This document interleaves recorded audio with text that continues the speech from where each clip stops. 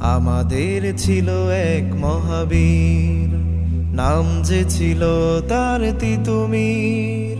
শত বাধা জুলুমের পরে সে হয়নি কখনো কভু নতশির।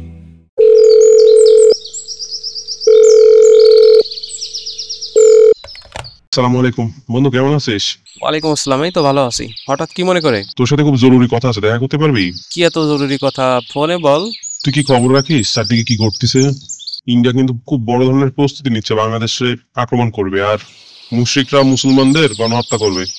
আমরা কিন্তু কেউ সিরিয়াস না, কিন্তু ভাই সময় কিন্তু খুব কাছে চলে আসছে, বুঝছিস? এই যে গাজওয়াতুল হিন্দের আলামত সব এক একে সামনে আসতেছে। এটা শুরু হয়ে গেছে আর আমরা এখনো রিলস দেখি টাইম নষ্ট করতেছি।